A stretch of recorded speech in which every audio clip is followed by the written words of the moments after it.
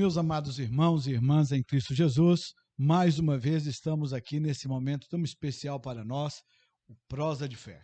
Em janeiro, nós não tivemos esse encontro, esse momento de conversa, onde nós conversamos sobre a nossa fé, a nossa esperança, falamos da vida de um modo geral, porque estivemos viajando, mas agora, fevereiro, retomamos as nossas atividades e com muita alegria retomamos o programa Prosa de Fé. E hoje temos a alegria, a bênção, né, de ter com a gente aqui a Esther, uma cientista, escritora, e nós vamos conversar um pouco sobre a sua vida profissional, sobre a sua espiritualidade, e ela vai nos trazer aqui palavras de bênção. Vai ser um tempo profundamente gracioso, abençoado e abençoador.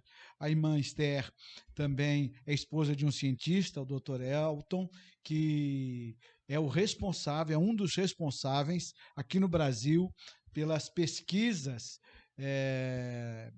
que estão trazendo a possibilidade da nossa vacina brasileira, né, Esther? Primeira vacina brasileira contra o Covid. Oxe, olha que coisa graciosa, né? E nós vamos ter em qualquer dia desse a oportunidade de ter aqui também o Dr. Elton para a gente bater um papo e conversar sobre tudo isso. Seja muito bem-vinda, viu, Esther? Que seja um tempo gracioso para nós aqui. É uma alegria muito grande ter você aqui para a gente conversar sobre a nossa esperança em Cristo Jesus, mas também conversar sobre a sua vida profissional, sobre a sua vida como escritora. Amém. Obrigada, pastor. Eu que agradeço por ter feito o convite e eu tenho muito prazer em estar aqui. Esther, eu sei que você tem tido o dom, né? Deus tem te dado o privilégio de escrever, não é? E a gente vai falar daqui a pouquinho sobre os seus livros, não é? Que são belíssimos. Mas eu queria também ouvir de você sobre essa sua vida. Você esteve morando um tempo nos Estados Unidos, né? Desta sua vida como cientista, que nessa sua área de pesquisa, não é? Uhum. Então, eu sou bióloga, né? E aí eu direcionei minha carreira toda para pesquisa científica, então eu fiz mestrado, doutorado. Meu mestrado eu fiz no Rio, doutorado fiz aqui na UFMG, porque aí eu já tinha me casado com um mineiro. E aí, depois disso, a gente foi, eu e ele, nós fomos para os Estados Unidos para fazer o pós-doutoramento, né? Então, a gente ficou lá por acho que 5 ou 6 anos. Depois nós voltamos aqui para o Brasil. Ele começou a trabalhar na UFMG como pesquisador. E eu fiz mais 2 pós-doutoramentos aqui. E aí depois surgiu um emprego para mim lá nos Estados Unidos. Então, lá fui eu de volta. Aí eu voltei, né, e fiquei mais 5 anos lá. E agora, no ano passado, a gente se mudou de volta. Mas, então, eu tenho 28 anos de carreira de pesquisadora, né, trabalhando com imunologia de doenças infecciosas, né. Como é que você, Esther, consegue conciliar essa sua vida acadêmica, né, uma vida científica, de pesquisa, e com a nossa fé, não é? Com a crença na realidade da divindade? Você reconhece esta vida transcendente? Como é que é isso? Como é que isso funciona na sua vida, no seu coração, né? Como é que você pensa sobre isso? Então, pastor, na verdade, eu cresci num lar judeu, né? Então, assim, a gente tinha uma noção de Deus já. Quando eu entrei para a faculdade, eu, assim, sinceramente, eu não senti muito conflito, porque as coisas que eu aprendia, assim, quanto mais eu via, eu entendia sobre os processos biológicos, mais eu via a mão de Deus. Entendeu? Então, e assim, tem sempre aquela época que a gente aprende, né, claro, sobre evolucionismo e tal, mas eu nunca achei que fosse um entrave, sabe? Eu consigo crer nas duas coisas, eu acho que Deus está por trás de todas as coisas, mesmo do evolucionismo. Então, eu, assim, não tem como a gente, pelo menos no meu caso, não tem como estudar tanto e ver como que as coisas acontecem, como que o corpo humano funciona, como que os planetas, né, orbitam, sem ter uma mente racional por trás disso, sem ter uma mente brilhante, muito acima da nossa, né? A própria concepção, quando uma mulher engravida, ela continua vivendo a sua vida, dali a 9 meses nasce uma criança completa, ela não fez nada para isso, entendeu? Ela simplesmente comeu, dormiu e pronto, né? Então, assim, acho que o ser humano, ele precisa... Eu acho que é necessária mais fé para não crer do que para crer, né? Você precisa ter muita fé mesmo para acreditar que todas as coisas acontecem por acaso e que não existe uma força maior e maravilhosa por trás de tudo. Entendi.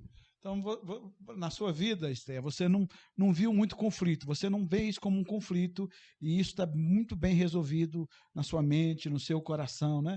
E eu concordo contigo, porque eu realmente acho que precisa de muita fé, mas muita mesmo, para imaginar, entender o universo sem uma mente inteligente capaz de organizar todas as leis que faz o universo funcionar, não é? A vida, não é? A vida é uma coisa extraordinária e maravilhosa, e não pode ser apenas e tão somente fruto do acaso, né? Como se tudo acontecesse por acidente, sim, sem um planejamento. Eu também tenho esse pensamento no meu coração. Mas, além de cientista, de pesquisadora, né, você recebeu esse dom, esse talento maravilhoso de escrever, porque escrever é algo belíssimo, né? Queria ter eu esta habilidade, porque eu gosto muito de ler e leio muito, né? E de maneiras que eu queria ouvir um pouquinho de você sobre a sua obra literária. Eu tenho aqui, ó, nas minhas mãos, Trevas e Luz, que me parece que foi o seu primeiro livro, a sua primeira, sim, obra, né? Eu queria que você falasse para nós um pouquinho deste livro, né? Trevas e Luz. Uhum. Então, eu sempre quis escrever um livro. E aí, durante a pandemia, eu estava lá nos Estados Unidos e a gente não podia, teve o lockdown, então a gente não podia ir trabalhar. E aí eu pensei assim, ótimo momento para realizar o meu sonho, né? E aí eu comecei a escrever Trevas e Luz, e eu já tinha tudo na minha mente, porque Trevas e Luz ele é baseado numa situação de relacionamento abusivo que eu sofri na época da minha adolescência. Então, 2 anos antes, provavelmente, eu tinha descoberto que o que eu tinha sofrido tinha nome, e o nome era relacionamento tóxico, relacionamento abusivo. E aí eu pensei, gente, a gente precisa, porque lendo, eu me toquei porque foi uma reportagem que eu li, né? E aí eu vi que o padrão era muito parecido. E aí eu pensei assim, meu Deus, a gente precisa divulgar esse tema. Então, assim, foi uma grande terapia que eu fiz comigo, né? E já estava tudo assim dentro de mim. Eu queria passar para as pessoas o que eu tinha passado. Apesar da história não ser exatamente o que eu passei, mas ela é inspirada em vários fatos e também em histórias de outras pessoas que eu conheci. E tá aí a obra, né? Foi uma grande terapia que eu fiz comigo mesma. E eu quero abençoar as pessoas, porque existe vida após o abuso, e eu sou testemunha disso. Amém. Que coisa. Este livro, Trevas e Luz, na minha casa, quem leu primeiramente esse livro foi minha filha, a Laís. E ela leu e me perguntou, pai, o senhor já leu o livro? Eu falei, olha, eu ainda não li, está entre os livros que eu quero ler, mas eu ainda não li. E depois do testemunho da minha filha, eu imediatamente fui ler o livro, né?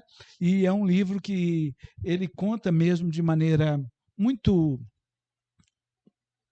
tranquila, mas ao mesmo tempo muito verdadeira.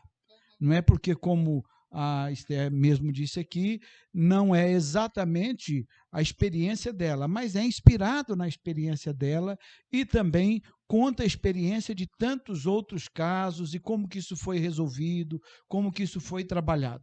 É um livro que vale a pena ser lido, principalmente neste tempo em que estamos vivendo, onde a gente vê com muita tristeza esse tipo de acontecimento cada vez mais presente na nossa sociedade. Mas, além deste livro, a Esther também fez uma trilogia, não é? São 3 livros, que foi a sua segunda obra. Sim, Bleeding Faith, né, que significa fé inabalável. Então, o Bleeding Faith também foi um pouco depois da pandemia que eu escrevi, né? Porque quando eu escrevi o Trevas e Luz, eu pensei, nossa, eu amo fazer isso. Eu quero fazer isso de agora em diante, sabe? E aí a minha mente fervilhava, né? E eu tinha muito tempo nas mãos, né? Então, eu comecei a escrever Bleeding Faith, que é a história de 2 irmãos que foram separados por um crime hediondo, né? E mais tarde eles se encontram e eles precisam retomar laços familiares, né? Então, esse livro também é um livro do meu coração e tem muito de mim aí também, sabe? É especial esse livro, é o preferido do meu marido. E tem este outro aqui, Recomeços. É um romance, este eu ainda não li, mas com certeza me interessou. Né? Me interessou pelo título e pelo que nós conversamos aqui antes de iniciarmos aqui a nossa prosa de fé, não é? De modo que rapidamente eu quero ter acesso para mim poder ler Recomeços. Recomeços é um romance e conta a história de um homem e uma mulher que passaram por situações difíceis e que precisam recomeçar. Então, isso acontece demais na vida da gente, né? A gente geralmente precisa recomeçar e a gente precisa recomeçar de uma forma saudável, né? E às vezes a gente não quer, às vezes a gente fica preso ao passado, mas o recomeço é necessário e é importante, né? Então, é isso. E tem uma capa belíssima, viu? Das obras aqui, literárias, é uma capa que mexe com o nosso emocional, né? Muito bonita a capa e, com certeza, o conteúdo não deve ser diferente, porque a irmã Esther tem mesmo esse dom, essa habilidade de escrever. Meus queridos e meus amados, nós vamos agora louvar o nosso Deus com uma música, colocando a nossa alegria de servir ao Senhor, e nós não podemos servir a Deus sem louvá-lo, sem engrandecê-lo. E é o que vamos fazer agora, e em seguida a gente volta para continuar a nossa conversa, continuar o nosso prosa de fé aqui com a Esther, quando ela também vai contar para nós um pouquinho da sua experiência e da sua vivência espiritual.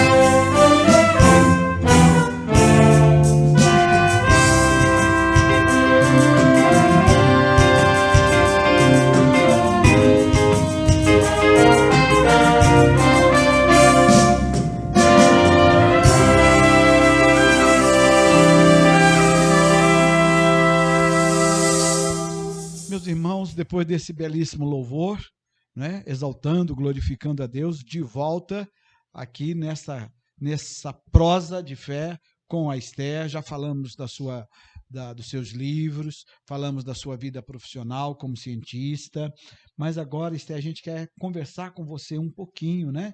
Eu cheguei até no nosso primeiro momento te perguntar se não haveria conflito, né, da sua espiritualidade com a sua vida acadêmica, a sua vida de pesquisadora, a sua vida de cientista, e você, com tranquilidade, diz que não, que você consegue conciliar muito bem as duas coisas e que uma coisa não interfere na outra, né? A sua vida espiritual segue tranquila e serena.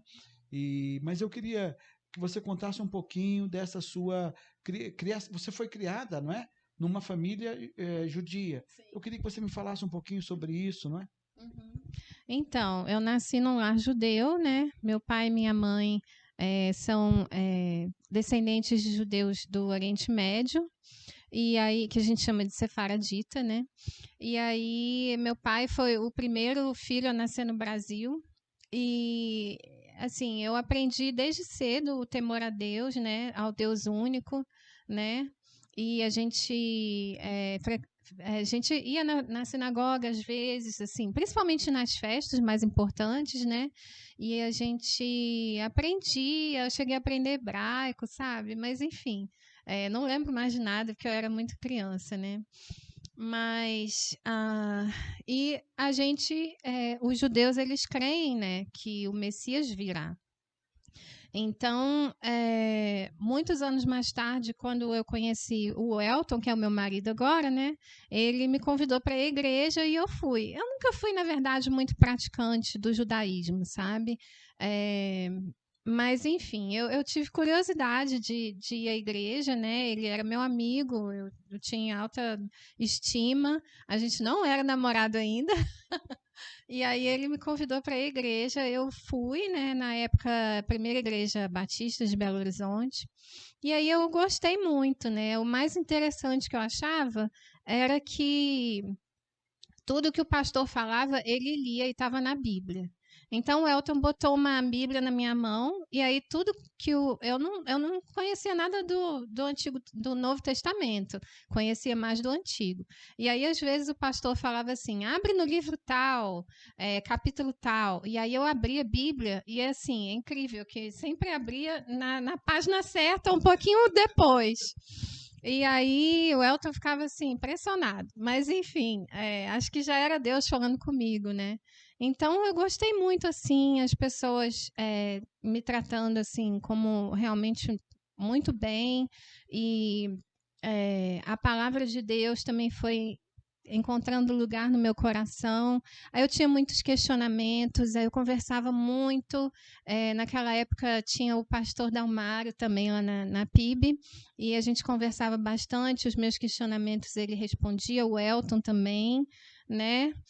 E é muito salutar ter questionamentos, porque a gente precisa realmente entender a nossa fé, né?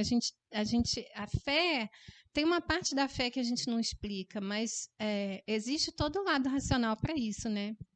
E aí, só que tinha um pouco assim a questão da minha família ser judia, né? E aí eu pensei assim, meu Deus, então vou fazer assim. Eu vou começar a ler o Novo Testamento e depois que eu ler tudo, eu vou resolver se eu vou acreditar ou não. Aí eu não cheguei nem no final de Mateus, né? Eu acabei me convertendo, né? Foi inclusive nem foi aqui em Belo Horizonte, foi lá no Rio de Janeiro, né? E aí eu liguei pro Elton emocionada, me converti. Ele chorou, eu chorei, que ele é chorão, né? E aí foi isso, sabe? Aí eu comecei a engatinhar na fé e nisso já vão 26 anos. Glória a Deus, né? Algo extraordinário. Eu costumo dizer o seguinte: a conversão é um milagre, é algo que só na eternidade a gente compreenda, não é? Porque é um milagre a gente aceitar a realidade de Deus tal como revelada nas Sagradas Escrituras no Antigo e no Novo Testamento, né? A Bíblia é uma totalidade. E, de fato, há uma fé há aspectos da fé que são realidades na nossa vida por experiência, mas que não podem ser explicados, não é? E eu até disse isso há poucos dias aqui na igreja, que Deus não é para ser explicado. Assim como a vida também, eu acredito que não é, para ser explicada. Aliás, Salomão tem um texto em que ele diz o seguinte, que ele tentou compreender a vida e descobriu que isso era correr atrás do vento. Né? Então, a vida é inexplicável, como é inexplicável a realidade de Deus que criou os céus e a terra. Mas a gente experimenta Deus com muita verdade. Isso que eu ia falar. As minhas experiências com Deus, a forma como a Bíblia fala com a gente, isso é assim, é incrível. E é inegável. Quando você lê a Bíblia para descobrir Deus se revelando através dela, fica fácil. O que dificulta, às vezes, é que as pessoas leem a Bíblia como se estivesse lendo um jornal, né? Sim. Às vezes por pura especulação, mas sem um coração disponível para ouvir Deus falar através da Escritura. Você me falou há pouco, Esther, eu gostaria que você compartilhasse essa belíssima experiência que você teve na sua vida, né? E junto com o Elton, né, que foi a experiência do nascimento da sua filha. Eu queria que você falasse um pouquinho sobre isso. Então, foram várias experiências, né, pastor? Mas essa realmente, de longe, foi a mais forte. Eu sempre quis muito ter filhos, né?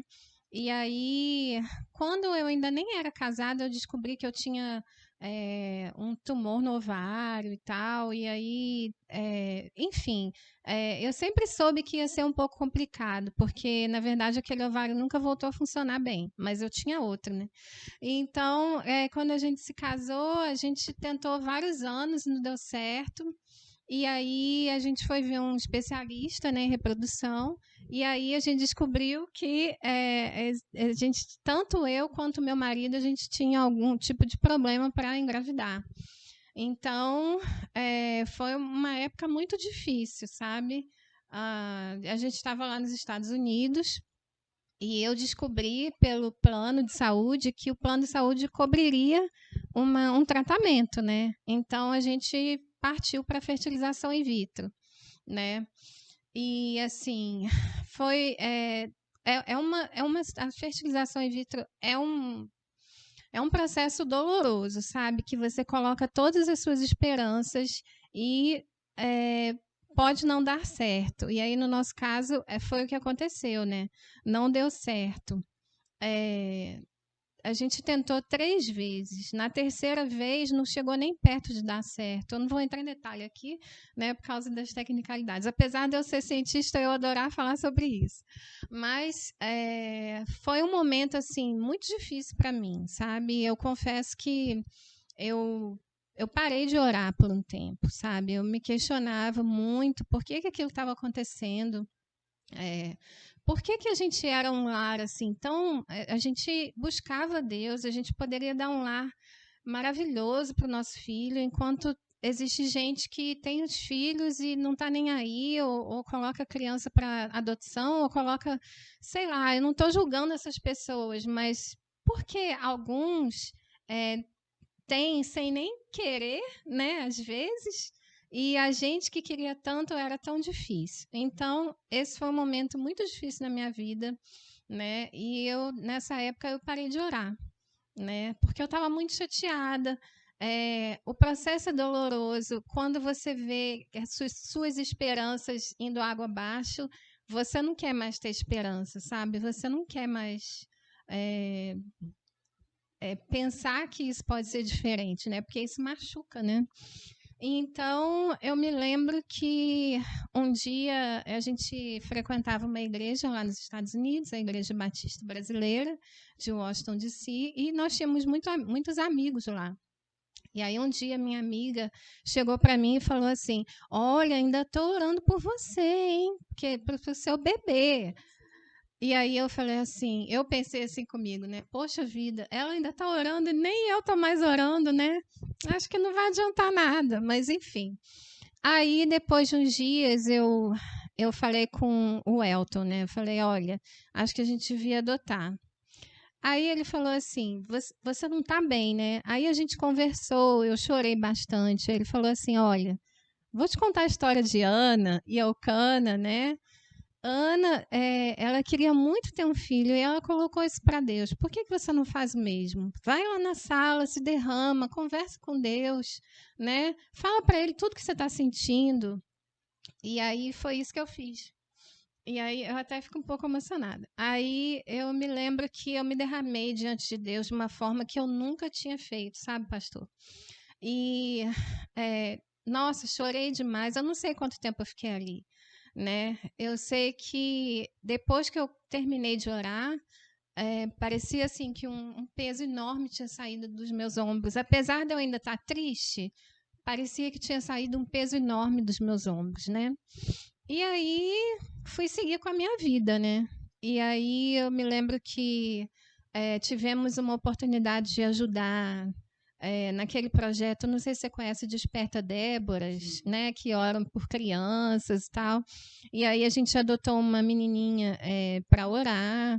Também existiu o projeto da World Vision, né, que a gente poderia adotar uma criança, inclusive lá no Oriente Médio, né, para orar por ela e para sustentar financeiramente, né? E aí eu coloquei para Deus, eu acho que então o Senhor quer que eu seja mãe de uma outra forma, né? Não mãe biológica, né? E foi isso, eu acho que eu meio que aceitei e tal, mas aquela tristeza estava dentro de mim, né? E aí um dia meu período atrasou, eu achei que fosse algum problema causado pelos hormônios que eu tinha tomado bastante, né, na época que eu estava tentando a fertilização in vitro. E aí o Elton falou, você deve estar grávida. Aí eu falei assim, não, eu preciso fazer um exame para ter certeza. Aí eu fiz o exame, né, de urina. Aí eu falei, aqui tá dando falso positivo. Porque, assim, na minha cabeça era impossível. Glória a Deus. Deus inclusive, o médico da reprodução tinha falado para a gente, olha, com vocês não vai ter jeito, vocês vão ter que fazer com doador, esperma de doador. Eu falei, de jeito nenhum, se eu não posso ter um filho do meu marido, eu não vou ter um filho, eu prefiro adotar. Então, aquilo estava tão assim dentro de mim, né, que não vai ser possível. E aí eu sei que eu fiz 2 exames, e aí depois eu ainda fiz o exame de sangue, e aí quando veio o exame de sangue, aí eu acreditei que Deus tinha mandado a nossa filha, né, sem tratamento nenhum, ele mandou. E aí, assim, aí eu fui falar com o meu médico, né, e aí o médico virou e falou assim, marquei uma consulta, ele falou assim, mas esse filho é do seu marido? Acho que ele achou que eu tivesse procurado uma outra clínica. Imagina. Né? Não sei. E aí eu falei, sim. Aí ele falou assim, mas é porque essa criança, muito provavelmente, ela não vai nascer ou ela vai ter algum sério problema genético, né? Então, nós vamos fazer um exame, só que esse exame ele tem 10% de risco de aborto. Eu falei, eu não quero fazer exame nenhum. Porque lá nos Estados Unidos, se a criança tiver algum problema e você quiser abortar, é legal, né? Nem precisa ter problema, né? A pessoa pode abortar se ela optar. Mas eu nunca irei fazer isso, né? Mesmo se a criança tivesse algum problema genético, né? E eu falei para ele, olha, eu não vou fazer esse exame porque se a criança tiver algum problema genético, foi Deus que mandou e a gente, Amém. né? Glória a gente a Deus. vai acolher. Glória a Deus. Mas aí, agora, hoje em dia, eu tenho uma filha que é muito saudável, graças a Deus, linda. Adolescente, né? A Luísa, que já tem 14 anos e ela é uma bênção na nossa vida, né? É uma bênção na vida de vocês, é uma bênção na vida da nossa igreja. A Lidinha teve a oportunidade de conviver com ela mais próxima e é uma pessoa de uma inteligência diferenciada, né? E a gente estava um pouco preocupado porque eles tinham chegado dos Estados Unidos há pouco tempo e a adaptação da Luísa no Brasil, a língua, né? Que, querendo ou não, tem os seus tropeços e as suas dificuldades, mas a Lidinha falou comigo assim, os pais estão preocupados, mas eu não vejo motivo para isso, ela me falou. porque a Luísa tem uma facilidade de aprendizagem, ela é tranquila.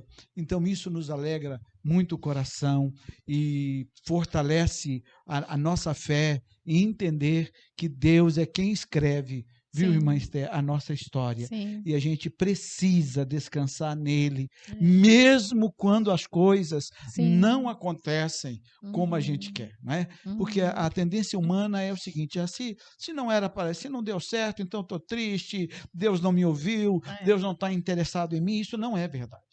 Deus está sempre interessado. Os irmãos imaginem que eles, no esforço humano de tentar suprir essa necessidade, buscou os recursos da ciência e, mesmo assim, Deus não permitiu, porque não era este o propósito de Deus. Isso me faz lembrar, não é, a história de Sara, não é? Que Deus prometeu um filho e eles também viviam um problema de não ser estéril, né? E a Sara era estéril. E Sara, então, quis ajudar a Deus. E isso gera um problema tão grave que ainda hoje, não é? É o conflito que estão vivendo lá no Oriente, né? Então, a gente precisa, irmãos, aprender a descansar em Deus, a confiar nele, mesmo quando as coisas não acontecem como a gente deseja, ou como a gente pediu, não é? A gente ora, mas Deus é que é o Senhor da história. Esse testemunho é lindo, é maravilhoso. E não só dessa vez, mas de outras, né? Eu vi que através das circunstâncias Deus trabalha na gente mas Ele nos acolhe, Ele não nos deixa passar sozinhos pela aflição. Então, a forma como Ele trabalha na gente, como a gente sai dessa situação, é sempre, assim, na minha experiência, sempre foi para o melhor, né? Então, graças a Deus por isso. Glória a Deus. É extremamente delicioso ver o agir de Deus, experimentar o agir de Deus. Meus irmãos, depois desse belíssimo testemunho de fé e de esperança, não é? Nós vamos agora louvar a Deus mais uma vez. Vamos exaltar o nome maravilhoso deste Deus que nos sustenta e nos guarda. E depois, então, voltaremos para orarmos ao Senhor, invocarmos a sua graça e agradecer a sua ação sobre as nossas vidas. Daqui a pouquinho a gente volta para a gente orar junto.